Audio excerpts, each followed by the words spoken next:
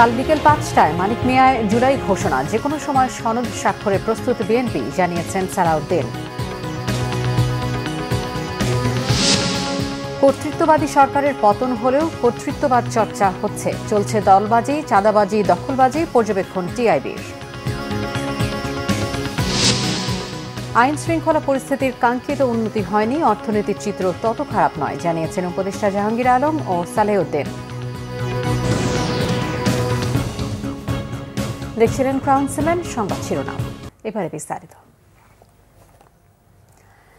রাজধানীর মানিক মিয়া অ্যাভিনিউতে ৫ আগস্ট মঙ্গলবার বিকেল ৫টায় জুলাই ঘোষণাপত্র পাঠ করা হবে। প্রধান উপদেষ্টার ভেরিফাইড ফেসবুক পেজে দেয়া এক পোস্টে এই তথ্য জানানো হয়েছে। এতে বলা হয়, ৩৬ জুলাই গত বছর এই দিনে পৃথিবী দেখেছিল এক অভাবনীয় গণ অভ্যুত্থান, যার ফলে বাংলাদেশ থেকে পালিয়েছে ফ্যাসিস্ট। বহু শহীদের রক্ত ও যোদ্ধাদের ত্যাগের পথ ধরে পুরো বাংলাদেশ এক হয়েছিল। পথে পথে ছিল উল্লাস মুখর জনতার জোয়ার। বাংলাদেশের বহু রাস্তায় আবেগ আপ্লুত মানুষ সৃষ্টিকর্তাকে ধন্যবাদ জানাচ্ছিলেন। এক বছর পর আবার ফিরে এসেছে ৩৬ জুলাই। এই দিনেই ঘোষিত হচ্ছে জাতির আকাঙ্ক্ষিত জুলাই ঘোষণাপত্র। এই উপলক্ষে সারাদিন ব্যাপী আয়োজন থাকছে মানিক মিয়া অ্যাভিনিউয়ে। অনুষ্ঠান শুরু হবে বেলা ১১টায়। নানা অনুষ্ঠানের ধারাবাহিকতায় বিকেল ৫টায় ঐতিহাসিক জুলাই ঘোষণাপত্র পাঠ করা হবে। অনুষ্ঠানের সবশেষ আয়োজন হিসেবে রাত ৮টায় থাকছে আর্টসেলের গান। বিএনপি সহ গুরুত্বপূর্ণ রাজনৈতিক দলগুলোর মতামত নিয়ে জুলাই ঘোষণাপত্র চূড়ান্ত করেছে অন্তর্বর্তী সরকার। এই ঘোষণাপত্রের রাষ্ট্রীয় ও সাংবিধানিক স্বীকৃতির বিষয়ে গুরুত্বপূর্ণ দলগুলো রাজি হয়েছে। বিএনপির স্থায়ী কমিটির সদস্য সালাউদ্দিন আহমেদ জানিয়েছেন, জুলাই সনদ বাস্তবায়নে সর্বোচ্চ সহযোগিতা করছে বিএনপি। ফ্যাসিবাদ বিরোধী ঐক্য বজায় রাখতে সবার প্রতি আহ্বান জানান তিনি। জানান, জুলাই সনদে স্বাক্ষর করতে যে কোনো সময় প্রস্তুত বিএনপি। কিছু শব্দ প্রয়োগ ও বাক্য গঠনের অসামঞ্জস্যতা ছিল, যেগুলো আমরা একটু সংশোধন, ঠিক বলা যাবে না, একটু রিঅ্যারেঞ্জ করে একই বক্তব্যের সাথে আমরা শতভাগ একমত হয়ে সেটা আমাদের প্রস্তাব জাতীয় ঐকমত্য কমিশনের যে প্রেরিত খসড়া, তার সাথে শতভাগ একমত হয়ে আমরা আমাদের জবাবটা দিয়েছি। এখন প্রশ্ন আসে, এখানে কি আছে? এখানে আছে জুলাই গণ অভ্যুত্থানের প্রেক্ষাপট এবং ঐতিহাসিক পটভূমি 1971 সাল থেকে শুরু করে তারপরে 2024 পর্যন্ত জাতীয় জীবনে সংঘটিত বিভিন্ন রকমের ঐতিহাসিক ঘটনাবলী। মানবতা বিরোধী অপরাধ ট্রাইব্যুনালে শেখ হাসিনার বিরুদ্ধে দ্বিতীয় সাক্ষী হলেন জুলাই আন্দোলনে পঙ্গু হওয়া শিক্ষার্থী আব্দুল্লাহ আল ইমরান। জুলাই আগস্টে বৈষম্য বিরোধী আন্দোলনকে কেন্দ্র করে সাবেক প্রধানমন্ত্রী শেখ হাসিনা, সাবেক স্বরাষ্ট্রমন্ত্রী আসাদুজ্জামান খান কামাল ও পুলিশের সাবেক মহাপরিদর্শক চৌধুরী আবদুল্লাহ আল মামুনের বিরুদ্ধে মানবতা বিরোধী অপরাধের মামলায় দ্বিতীয় সাক্ষী হলেন জুলাই আন্দোলনে পঙ্গু হওয়া আবদুল্লাহ আল ইমরান। সোমবার আন্তর্জাতিক অপরাধ ট্রাইব্যুনাল ১-এ সাক্ষ্য দেন স্নাতকোত্তরের এই শিক্ষার্থী। এর আগে গতকাল রবিবার এই মামলার প্রথম সাক্ষী হন আন্দোলনে আহত খোকন চন্দ্র বর্মন। এর আগে শুরুতে বক্তব্য দেন অ্যাটর্নি জেনারেল মোহাম্মদ আসাদুজ্জামান। তিনি আসামিদের সর্বোচ্চ সাজা চান।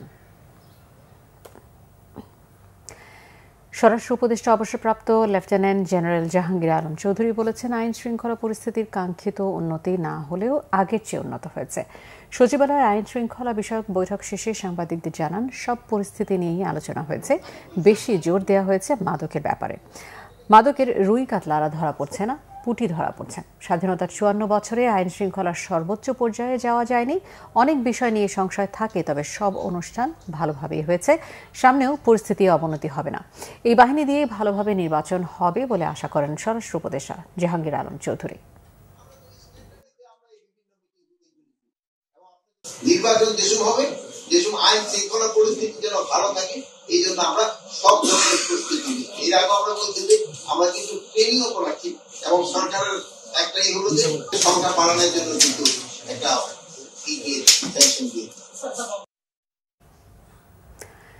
কর্তৃত্ববাদী সরকারের পতন হলেও কর্তৃত্ববাদ চর্চার অবসান হয়নি বলে মন্তব্য করেছেন টিআইবি নির্বাহী পরিচালক ডক্টর ইফতেখারুজ্জামান। টিআইবির এক গবেষণা প্রতিবেদন প্রকাশ উপলক্ষে সংবাদ সম্মেলনে তিনি এই মন্তব্য করেন। ডক্টর ইফতেখারুজ্জামান বলেন, রাজনৈতিক সংস্কৃতির কোনো মৌলিক পরিবর্তন হয়নি। দলবাজি, চাঁদাবাজি, দখলবাজি ও আধিপত্য বিস্তারের সংস্কৃতি চলমান। রাজনৈতিক দলগুলোতে কার্যকর কোনো সংস্কার হয়নি। র্যাব এবং গোয়েন্দা সংস্থাগুলোর সংস্কার হয়নি, যা দুর্ভাগ্যজনক। আইন শৃঙ্খলা সরকারের সবচেয়ে বড় দুর্বল জায়গা, তবে ব্যাংকিং ও আর্থিক খাতে উল্লেখযোগ্য অগ্রগতি হয়েছে। বলেন, নতুন রাজনৈতিক দল যারা আন্দোলনে সামনের সারিতে ভূমিকা রেখেছিল তাদের মধ্যেও কর্তৃত্ববাদী আচরণ দেখা যাচ্ছে। তারা নিজেদেরকে আন্দোলনের প্রধান শক্তি দাবি করে তারাও আগের মতোই অন্যান্য রাজনৈতিক দলের উপর বলপূর্বক সংস্কৃতির মধ্যে রয়ে গেছে। মব সন্ত্রাসের কথাও উল্লেখ করেন ডক্টর ইফতেখারুজ্জামান। বলেন, এখন নিজেদেরকে ক্ষমতায়িত ভাবছে, তারা কিছু অর্জন করেছে, তাই তারা যা চাইবে তাই হতে হবে, এমন ভাবনাও কর্তৃত্ববাদী আচরণ। রোডম্যাপ অনুযায়ী নির্বাচন হবে, এ নিয়ে কোনো সন্দেহ নেই বলেও মত তার। থেকে শুরু করে গ্রেপ্তার বাণিজ্য, মামলা বাণিজ্য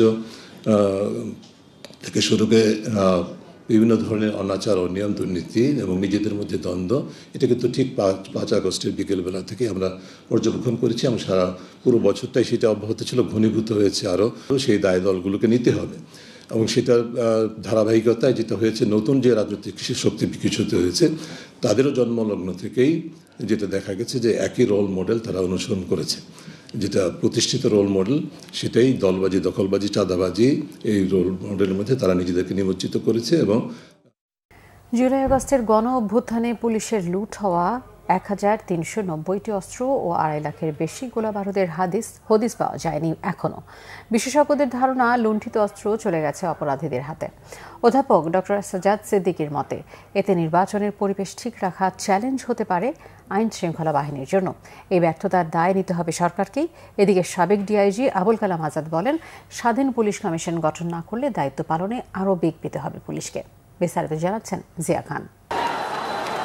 গেল 5 আগস্ট ছাত্র জনতার অভ্যুত্থানে শেখ হাসিনা সরকারের পতন হয়। সে সময় ঢাকাসহ সারা দেশে 460টি থানায় হামলা হয়েছে। ভাঙচুর, লুটপাট ও আগুন দেয়া হয় 114টি থানা ফাঁড়িতে। ঢাকা মহানগরীতে হামলা হয় 13টি থানায়। পুলিশ সদর দপ্তর জানায়, সরকার পতনের পর বিভিন্ন থানা ফাঁড়ি সহ পুলিশের নানা স্থাপনা থেকে 5753টি আগ্নেয়াস্ত্র লুট হয়। গোলাবারুদ লুট হয় 6,51,837টি। তথ্য অনুযায়ী লুট হওয়া অস্ত্র ও গোলাবারুদের মধ্যে রয়েছে বিভিন্ন ধরনের রাইফেল, এসএমজি, এলএমজি, পিস্তল, শটগান, গ্যাসগান, কাঁদানে গ্যাস লঞ্চার, সাউন্ড গ্রেনেড ও বিভিন্ন বোরের গুলি। পরে যৌথ বাহিনীর অভিযান শুরু হলে লুট হওয়া 4390টি অস্ত্র উদ্ধার করা হয়। এখনো উদ্ধার হয়নি 1390টি আগ্নেয়াস্ত্র আর 2,57,725টি গোলাবারুদ।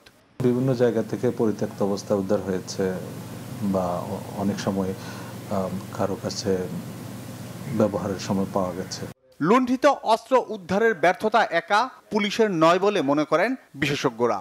তো আপনি জানেন যে এখনো একটা বড় অংশ উদ্ধার করা যায়নি, কারণ পুলিশ তো এখন ফুল দমে পূর্ণ শক্তি নিয়ে কাজ করতে পারতেছে না।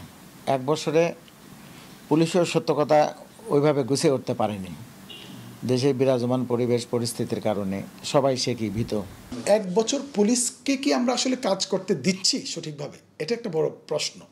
কিংবা পুলিশ কি প্রস্তুত আছে, তাদের মানসিকভাবে সেই দৃঢ়তা কি তাদের আছে? সেই দৃঢ়তা আনার জন্য জনগণের পক্ষ থেকে কিংবা রাষ্ট্রের পক্ষ থেকে, রাজনৈতিক দলগুলোর পক্ষ থেকে, নতুন যে রাজনৈতিক দলগুলো হয়েছে তাদের পক্ষ থেকেও কোনো ধরনের সহযোগিতা পুলিশকে দেওয়া হচ্ছে না। পুলিশকে আমরা অ্যাকাউন্টেবিলিটির মধ্যে রেখে যদি তাদেরকে আমরা সরাসরি দায়িত্ব দিতে পারতাম, তারপর যদি পুলিশ ব্যর্থ হতো তাহলে পুলিশকে আমরা দায় দিতে পারতাম। এই ক্ষেত্রে পুলিশের দায়ের চেয়ে আমার মনে হয় যে সরকারের দায়টা বেশি। লুণ্ঠিত অস্ত্র ও গোলাবারুদ ব্যবহারে জাতীয় নির্বাচন অপরাধীদের টার্গেট হতে পারে বলে আশঙ্কা তাদের।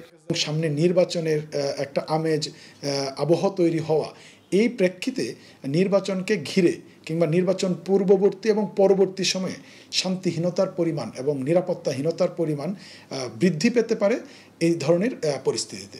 সবচেয়ে আগে দরকার হলো রাজনৈতিক প্রভাবমুক্তভাবে পুলিশকে দায়িত্ব পালন করতে হলে পুলিশের জন্য একটা পুলিশ কমিশন গঠন করা দরকার।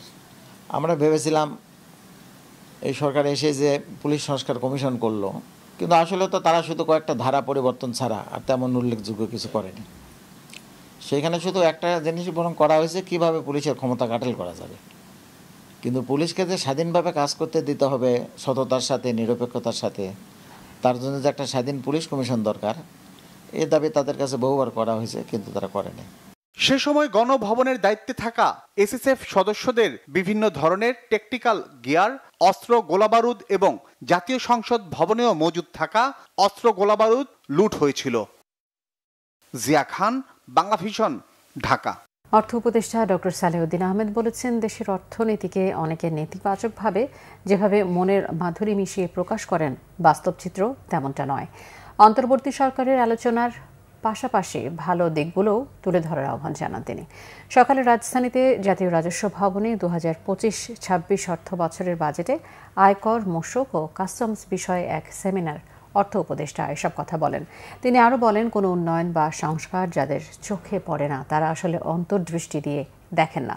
শুধু ভুল আর নেতিবাচক বিষয়গুলো না দেখে ভালো বিষয়গুলো দেখার কথা বলেন অর্থ উপদেষ্টা। গঠনমূলক সমালোচনার আহ্বান জানিয়ে অর্থ উপদেষ্টা বলেন, এতে ভুল সংশোধন করা যাবে। এ সময় এনবিআর চেয়ারম্যান আব্দুর রহমান খান জানান, রাজস্ব নিয়ে আইনের খুব বেশি বাকি নেই, তবে কেবল আইন দিয়ে রাজস্ব আয় বৃদ্ধি করা যাবে না। প্রয়োজন আইনের যথাযথ প্রয়োগ। কর ফাঁকি ও অনিয়ম দূর করা না গেলে কখনোই রাজস্ব লক্ষ্যমাত্রা পূরণ সম্ভব হবে না, বলেন এনবিআর চেয়ারম্যান। দৃষ্টি লাগে, অন্তর্দৃষ্টি লাগে, আর অ্যাটিচিউডটা লাগে। যদি দেখতে না চাই, দেখতে পাবো না।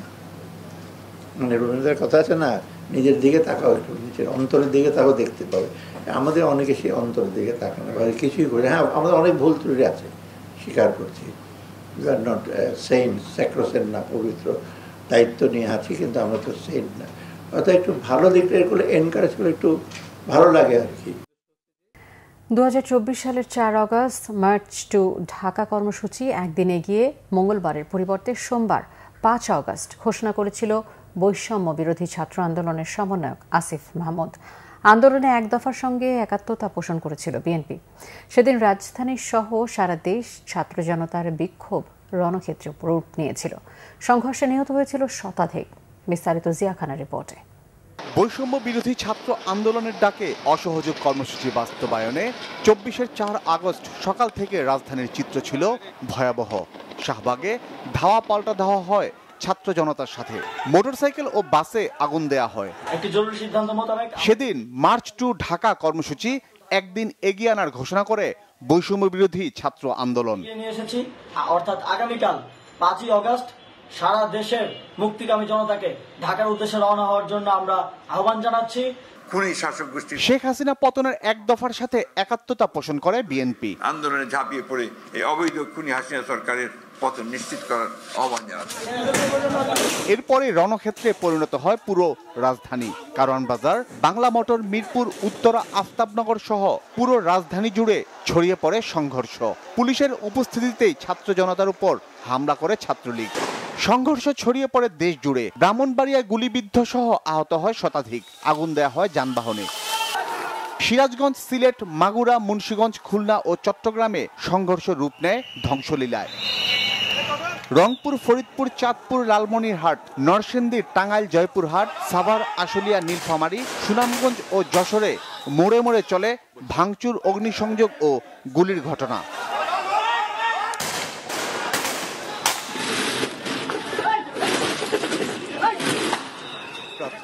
আন্দোলনকারী শিক্ষার্থীদের ওপর সরাসরি গুলি না করার নির্দেশনা চেয়ে করা রিট খারিজ করে দেয় হাইকোর্ট। নির্বাহী আদেশে 3 দিনের ছুটি ঘোষণা করা হয়। অন্যদিকে আন্তঃবাহিনী জনসংযোগ পরিদপ্তর আইএসপিআর সংবাদ বিজ্ঞপ্তিতে জানায়, দেশের চলমান সার্বিক আইনশৃঙ্খলা পরিস্থিতির আবারও অবনতি হওয়ায় অনির্দিষ্টকালের জন্য কারফিউ জারি করা হয়েছে। এদিকে জাতিসংঘের উদ্যোগে সম্পূর্ণ স্বাধীন একটি কমিশনের মাধ্যমে চলমান সহিংসতা ও প্রাণহানির তদন্ত দাবি করে ট্রান্সপারেন্সি ইন্টারন্যাশনাল বাংলাদেশ, টিআইবি। আন্তর্জাতিকভাবে গ্রহণযোগ্য তদন্ত নিশ্চিতে জাতিসংঘের উদ্যোগে সম্পূর্ণ স্বাধীন। জিয়া খান, বাংলা ভিশন, ঢাকা। রাজধানীর ইঞ্জিনিয়ার্স ইনস্টিটিউশনে যুবদলের সমাবেশ চলছে। সমাবেশে বক্তব্য দেবেন বিএনপির ভারপ্রাপ্ত চেয়ারম্যান তারেক রহমান। দর্শক, সেখানে আছেন আমাদের বিশেষ প্রতিনিধি আহমেদ সারওয়ার। সরাসরি কথা বলবো তার সাথে। সারওয়ার, সমাবেশে উপস্থিতি কেমন দেখছেন এবং তারেক রহমান কখন যোগ দিতে পারেন সমাবেশে?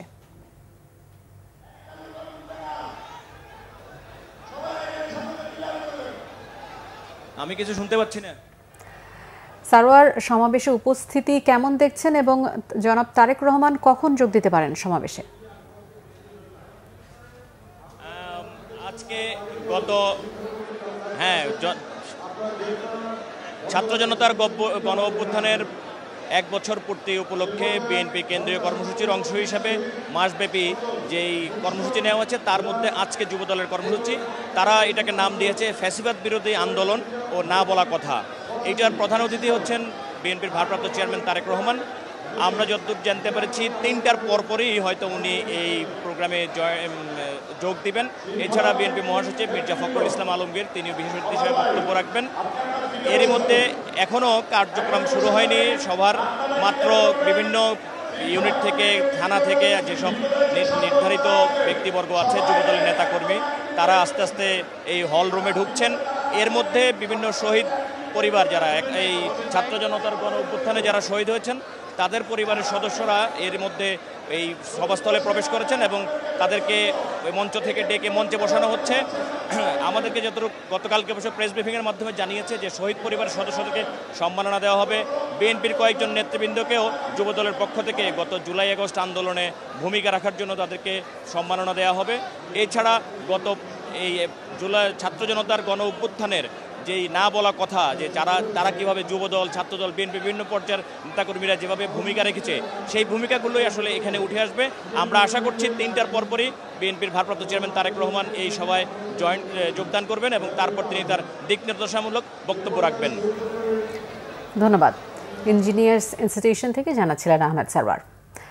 কাপ্তাই হ্রদের পানি বেড়ে বিপদসীমার কাছাকাছি পৌঁছে যাওয়ায় যে কোনো মুহূর্তে কাপ্তাই পানি বিদ্যুৎ কেন্দ্রগুলোর জলকপাট খুলে পানি ছেড়ে দেওয়া হবে।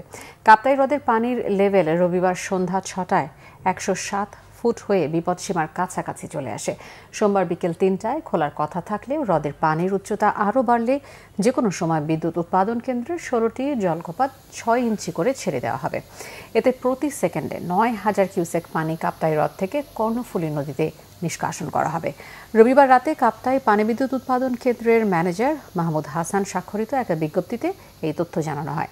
এতে বলা হয়, বর্তমানে লেকের ইনফ্লো ও বৃষ্টিপাতের পরিস্থিতি নিবিড়ভাবে পর্যবেক্ষণ করা হচ্ছে। পানির লেভেল অপ্রত্যাশিতভাবে বাড়লে জলকপাট খোলার পরিমাণ পর্যায়ক্রমে বাড়ানো হবে। পরিস্থিতির উন্নতি না হলে স্পিলওয়ে গেট আরও খোলা হতে পারে। কর্ণফুলী নদী তীরবর্তী নিচু এলাকাবাসীকে সতর্ক থাকার অনুরোধ জানিয়েছে কর্তৃপক্ষ। সংবাদ শেষ করব ক্রাউন 7 শিরোনামগুলো আরও একবার জানিয়ে।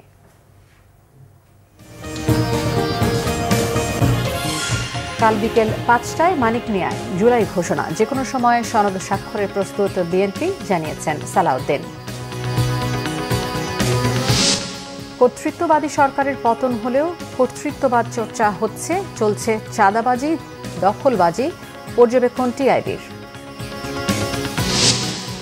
আইন শৃঙ্খলা পরিস্থিতির কাঙ্ক্ষিত উন্নতি হয়নি, অর্থনীতির চিত্র তত খারাপ নয়, জানিয়েছেন উপদেষ্টা জাহাঙ্গীর আলম ও সালেহউদ্দিন। এই ছিল এখনকার মতো, পরের সংবাদ বিকেল 4টায়, এর আগে 3টায় নিউজ টপ 10। এছাড়া বাংলাদেশ সংবাদ ও সংবাদ সংশ্লিষ্ট অনুষ্ঠান দেখতে ভিজিট করুন www.bbnews24.com ও facebook.com/bangladeshi-news এবং সাবস্ক্রাইব করুন youtube.com/bangladeshi-news। ধন্যবাদ সবাইকে।